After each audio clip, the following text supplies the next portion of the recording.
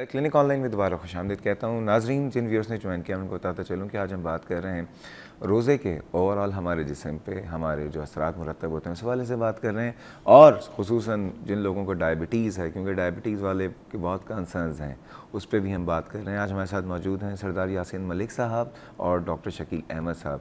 Doctor साहब, पहले तो खुशामदीद। डॉक्टर साहब, ये बताइए कि पहले तो मैं आपसे चाहूँगा कि जो ब्रेक पे जाने से पहले हमारे साथ उस्मान साहब थे, क्या लग रहा है, सस्पेक्टेड आईबीएस है? इसमें आईबीएस के चांसेस बहुत ज़्यादा हैं, क्योंकि जिस तरह उनकी हिस्ट्री है, और मैं समझता हूँ कि ऐसा पेशेंट तो फेस टू फेस ही ज़्यादा अच्छे तरीके से एग्जामिन करके और फिर उसको मेडिसिन दी जा सकती है। अच्छा, इनके मसले का हल बताइए, लेकिन उससे पहले एक और कॉल है।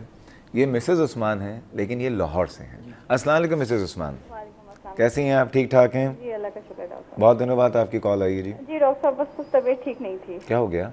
डॉक्टर साहब, मैं लास्ट वीक मुझे थोड़ा गर्मी लग गई थी, तो मेरा जो है ना उसमें जो है ना थर्मिया में चली गई थी कि जो है ना बीपी लो हो गया बहुत ज़्यादा और शुगर लेवल लो हो गया।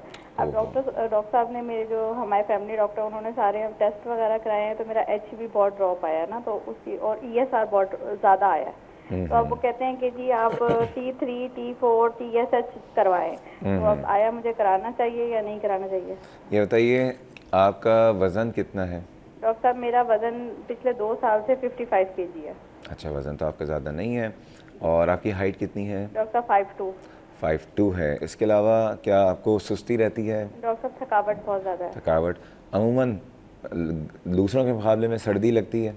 नहीं डॉक्टर, सर्दी तो नहीं फील होती। कब्ज़ वगैरह रहता है? नहीं, नॉर्मल जो है ना बाउल हैबिट नॉर्मल है। हैबिट्स नॉर्मल हैं। कराने में कोई मुज़ायक़ा नहीं है, लेकिन डॉक्टर साहब से पूछ देते हैं। डॉक्टर साहब, कुछ पूछना चाहेंगे आप इनसे? नहीं, मेरे ख्याल में अगर करा लिया जाए तो बेहतर है, ताकि थायराइड फंक्शन मेरा 8.2 आया है और ESR जो है वो 49 आया है। 49 है। ESR 49 है। ठीक है, बहुत शुक्रिया। अभी वैसे मेरे ख्याल में करवा लीजिए, कराने में कोई मुज़ायक़ा नहीं है, लेकिन ज़रूरत तो, लेकिन अलामतें तो नहीं लग रही। अलामतें तो नहीं लग रही, लेकिन अगर करा लें तो कोई करा लें, क्योंकि ठीक है, रूल आउट करना बहुत ज़रूरी होता है। इसके अलावा ये कि अगर आपका, क्योंकि एक हेमाटोलॉजिस्ट से ज़रूर मशवरा करें, क्योंकि हीमोग्लोबिन आपका कम है। हेमाटोलॉजिस्ट जो ब्लड के स्पेशलिस्ट हैं, हमारा मशवरा है। सर जी, उस्मान साहब की बात हो रही थी जी। तो उस्मान साहब, चांसेस तो उसमें IBS के बहुत ज़्यादा हैं, क्योंकि जिस तरह वो अपनी हिस्ट्री दे रहे हैं, बेहतर ये कि अगर फेस टू फेस मिल लिया जाए ऐसे डॉक्टर से या मुझसे या किसी भी डॉक्टर से, तो उसको मेरे ख्याल में कोई ऐसा मसला। IBS वाले रोज़े रख सकते हैं? हाँ, रोज़े तो रख सकते हैं, रोज़े रखने में कोई वही मसला नहीं। कोई एंटी एंजाइटी ले लें, ठीक है ना, रात में सोते टाइम कोई एंटी एंजाइटी ले लें, और मैं समझता हूँ कि रोज़ा रखने में कोई उनके साथ। और एक काम ही ज़रूर करें, एक IBS के मरीज़ों के लिए कहा जाता है, आपको कब्ज़ है, इसबगोल की जो भूसी है वो बड़ी मुफीद है। सहरी और इफ्तार दोनों वक्त आप ले लीजिए। उम्मीद है कि आपका प्रॉब्लम बहुत बेहतर हो जाएगा। और दवा के लिए अगर आप चाहते हैं तो किसी डॉक्टर फिजिशियन से, करीबी फिजिशियन से कांटेक्ट कर लें। अमूमन आप इसबगोल से लीजिए, पानी ज़्यादा पीजिए, और ठीक है ना, और टेंशन लेने की नहीं होती, टेंशन सिर्फ देने की होती है। वैसे मैं जी पानी कैसे इस्तेमाल करता हूँ। अच्छा, हाँ, पहले मुझे ऐसे होती है तो मुझे भी थोड़ी बहुत, तो हमारी बेगम देखी तो वो अक्सर पूरा आधा जग भर के पड़ती थी। मैंने कहा भाई क्या हो गया, को पानी कमी हो गई है? तो बोला मैं इसलिए पीती हूँ। तो मैंने भाई ये शुरू किया, तो वाकई मुझे बहुत, ये तो मुफ्त वाला ही काम है, पानी पीते ही हैं, थोड़ा ज़्यादा पी लें। बिल्कुल। तो ख़ास तौर से मतलब इसके बेहतर ये है कि सुबह के वक्त में जब आप हों पिएँ तो ज़्यादा से पहले, हाँ, तो वो ज़्यादा बेहतर है सुबह के वक्त। बिल्कुल, ताकि इसको प्रोसेस होने के लिए थोड़ा बहुत वक्त थोड़ा लगता है, तो इट्स वॉश। वैसे अच्छा, इसका किडनी पे भी बहुत बेहतर बिल्कुल मतलब असर होगा। लेकिन हमारे यहाँ सहरी के वक्त, तो आप यासीन साहब नोट करें और डॉक्टर साहब, हम सहरी से पहले इतना पानी पी लेते हैं कि लगता है पूरे जिस्म का पानी का कोटा आज इस्तेमाल कर लेंगे। वो अलग बात है, 2 घंटे तक वॉशरूम जाते रहते है ना। नहीं, वो एतदाल।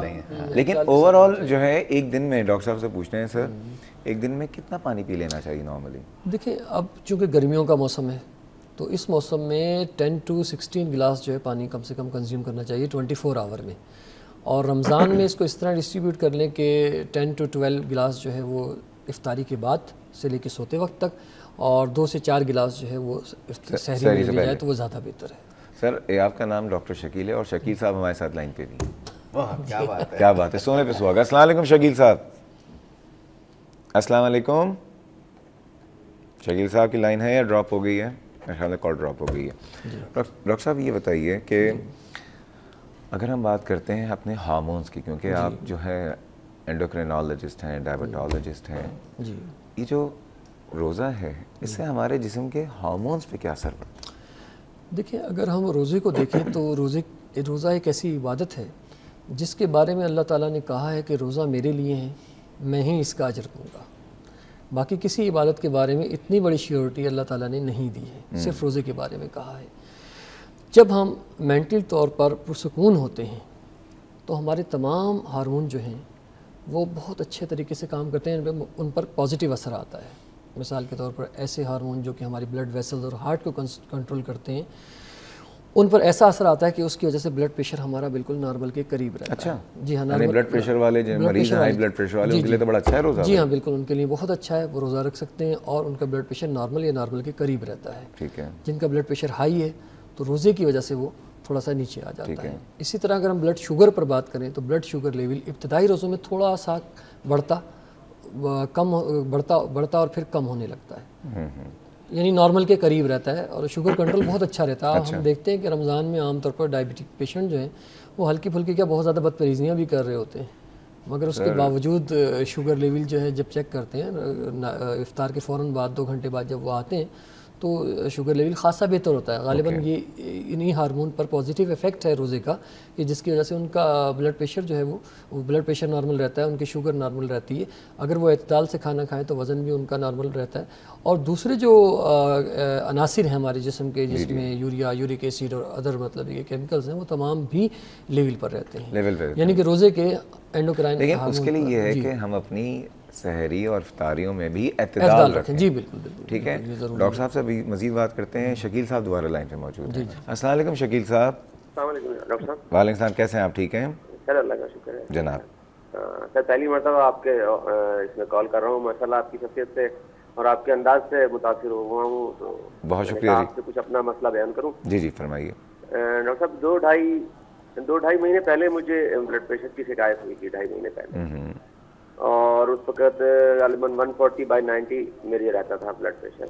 मैंने वो ब्लड प्रेशर की दवाएं इस्तेमाल की और उसके साथ साथ मैंने नमक और मीठा भी खाना छोड़ दिया, अपने तौर पे रिज्यूम कर लिया कि कहीं डायबिटीज तो नहीं हो गया। और ये नहीं हो गया। 2-2.5 महीने मैंने बेहद एहतियात की। उसके बाद डॉक्टर साहब मेरी कैफियत ये हो गई कि मेरे अंदर बेहद कमजोरी, हाथ पैरों में लर्जा और ये और वो। फिर मैं मुख्तलिफ डॉक्टर हज़रात से दिखा चुका हूँ। आपने नमक क्या बिल्कुल छोड़ दिया था? बस डॉक्टर साहब इतना छोड़ दिया था कि बिल्कुल फीका पकाने लगे थे घर में, मैंने मेरी वजह से ना बहुत कम मामूली से नमक डालते थे। ठीक है। उससे फिर मुझे डॉक्टर साहब सुन रहे हैं? जी जी बिल्कुल, सब सुन रहे हैं जी, पूरी दुनिया सुन रही है।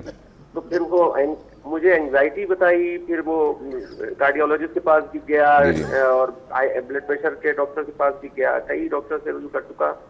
तकरीबन 2 महीने हो गए हैं मुझे अभी भी। और मेरे साथ बस यही है कि वो कहते हैं कि जी आपको स्ट्रेस है, आप साइकेट्रिस्ट को दिखाएं। सिप्रिलेक्स ले रहा हूँ मैं, दवा सिप्रिलेक्स। अच्छा। तकरीबन मुझे 20 दिन हो गए सिप्रिलेक्स लेते हुए। कॉन्कोर ले रहा हूँ ब्लड प्रेशर के लिए। आपकी उम्र कितनी है शकील साहब? मेरी है 45। 45। कोई जिंदगी में इस वक्त देखें टेंशन और स्ट्रेस तो हर एक के हैं, लेकिन कोई बहुत ज़्यादा बड़ा किस्म का टेंशन या स्ट्रेस तो नहीं है आपके? सर कुछ भी नहीं, सिर्फ ब्लड प्रेशर, क्योंकि मेरी वालदा को भी पिछले 30 ईयर्स से था। अच्छा। और उनको एक आध मरतबा फालिज भी हुआ, तो वो मैंने जहन पे लिया कि ये ब्लड प्रेशर मुझे हो गया। ठीक है शकील साहब, अभी आपके मसले को हम डिस्कस करते हैं। बहुत बहुत शुक्रिया, अभी डिस्कस करते हैं। लेकिन नाज़रीन, सो जा रहे हैं छोटे से ब्रेक पे, हमारे साथ रहिएगा।